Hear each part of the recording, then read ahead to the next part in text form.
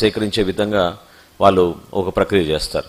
వాళ్ళేమి నిర్ణయించరు, అది కూడా చెప్తున్నా మీకు. మీరు ఏదో హడావుడిగా కొంతమంది నాయకులు వచ్చి పేర్లు నిర్ణయిస్తున్నారేమో అనుకోవచ్చు, కానీ ఆ నిర్ణయించే అధికారం బాధ్యత మన పార్టీ అధ్యక్షులు పవన్ కళ్యాణ్ గారే తీసుకున్నారు.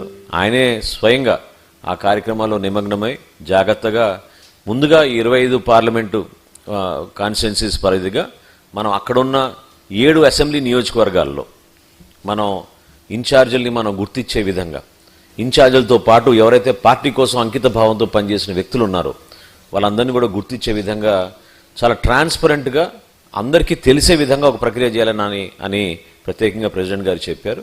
సో అందుకనే ఆ కమిటీలో కూడా ఒక రాజకీయ పరంగా మనకున్న నాయకత్వం ఉంటుంది. ఎవరైతే కష్టపడి ముందు నుంచి 2014 నుంచి పార్టీ జెండా మోసారో, ఎవరైతే సభ్యత్వంలో ప్రతి సంవత్సరం పాల్గొన్నారో, ఎవరైతే మన వీర మహిళలుగా అనేక సందర్భాల్లో కార్యక్రమాలు చేసుకుంటూ పోటీపడి, స్థానిక పోటీ అంటే మనలో మనం కాదు ఇతర పార్టీలతో పోటీపడి మన కార్యక్రమాలు చేసుకున్నామో, ఈ సమాచారం అంతా మనం సేకరించిన తర్వాత దానిపైన డేటా బేస్ చేసుకుని మనం ప్రతి నియోజకవర్గంలో ఈ ప్రక్రియ ప్రారంభించేటట్టు మనం ముందుకెళ్తున్నాం. త్వరలోనే ఆ కమిటీలు కూడా మనం పూర్తి చేసుకునే విధంగా ఒక షెడ్యూల్ ప్రెసిడెంట్ గారు అనౌన్స్ చేస్తారు. మీ వరకు మాత్రం నేను మిమ్మల్ని రిక్వెస్ట్ చేసేది, దయచేసి పార్లమెంట్ కోసం, అసెంబ్లీ కోసం, దాని ద్వారా మన క్షేత్రస్థాయిలో ఉన్న మండల కమిటీలు ఇవన్నీ మనం పూర్తి చేసుకుంటాం. రాబోయే రోజుల్లో చేసుకోవాలి కూడా. ఒక రాజకీయ పార్టీగా మనకి బూత్ లెవెల్ వరకు మనకి బూత్ నాయకత్వం ఉండాలి. పోలింగ్ ఏజెంట్లుగా ఎవరు ఉండాలి, కౌంటింగ్ ఏజెంట్లుగా ఎవరు ఉండాలనే ఆలోచనతో మనం ముందుకెళ్లాల్సిన అవసరం మనకు ఉంటుంది ఒక రాజకీయ పార్టీగా. అట్ ద సేమ్ టైం ఇప్పుడు మాత్రం ఇమీడియట్గా మనం లోకల్ బాడీ ఎలక్షన్స్కి, అంటే ఈ మున్సిపల్ కౌన్సిల్ ఎలక్షన్స్కి ఎట్లా సిద్ధమవుదాం అనే దానిపైన మీరందరూ కూడా చాలా లోతుగా కొంతవరకు మీరు అవగాహన తెచ్చుకోవాలి. ఎందుకంటే మా కమిటీ పర్యటించినప్పుడు కూడా 11 మంది ఇందాక మాకు ఇచ్చిన సమాచారం మేరకు కొన్ని చోట్ల పార్టీ ఎక్కడైతే బలంగా ఉందో అక్కడ ఇమీడియట్గా మనం చెప్పగలుగుతున్నాం, మనం చూసుకోగలుగుతున్నాం. కానీ కొన్ని చోట్ల ఏంటంటే మన వాళ్ళకు కూడా ఆ విధమైన అవగాహన లేదు. డీలిమిటేషన్ అంటే ఇట్లా జరుగుతుందా, వార్డులు పునర్విభజన చేసినప్పుడు అది ఏ విధంగా జనాభా ప్రక్రియ జరుగుతుంది, ఏ విధంగా మార్పులు చేర్పులు జరుగుతాయి, 40 వార్డులు కాస్త 52 వార్డులు ఎందుకైనాయి, జనాభా ప్రాతిపదికన లేకపోతే ఇంకేదో ప్రాతిపదికన, దానిపైన పూర్తి అవగాహన లేకపోవడం, కొంతమంది కూడా దాంట్లో ఇన్వాల్వ్ కాకపోవడం కూడా అది కూడా ఉంటుంది.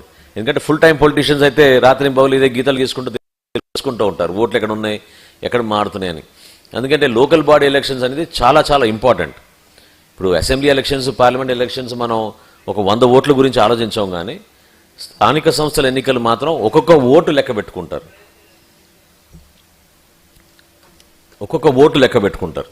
అది చాలా ఇంపార్టెంట్ ప్రక్రియ అది. కాబట్టి ఇప్పటి నుంచే మనం ఎంతవరకు మనం పార్టీ నుంచి మనం ఇటువంటి బాధ్యత తీసుకుని ముందుకెళ్ళగలుగుతున్నాం అనే దానిపైన మీరే విశ్లేషించుకోండి. మీ నాయకత్వం ఎదగాలి. మీకు అద్భుతమైన సువర్ణ అవకాశం. మనం కొత్త ప్లాట్ఫామ్ ఏర్పాటు చేయబోతున్నాం పోటీ చేయడానికి. గతంలో ఉన్న పరిస్థితులు వేరు. ఈరోజు మనం కూటమిలో మనం తెలుగుదేశం పార్టీ, భారతీయ జనతా పార్టీ కలిసి వెళ్తున్నాం. కాబట్టి స్థానిక సంస్థల్లో పార్టీ తరఫున పార్టీ ప్రతినిధులుగా ప్రెసిడెంట్ గారు మీకు బీఫామ్ అందిస్తారు.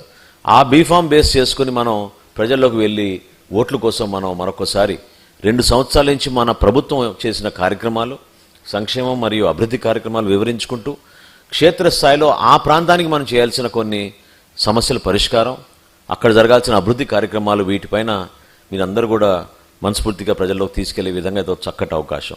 సో దాన్ని మీరు దయచేసి గమనించి ఈ కార్యక్రమాన్ని మరింత విజయవంతంగా క్షేత్రస్థాయిలో తీసుకెళ్ళమని మనస్ఫూర్తిగా కోరుకుంటున్నాను.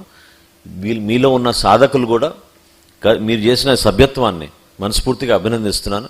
ఎందుకంటే ఆ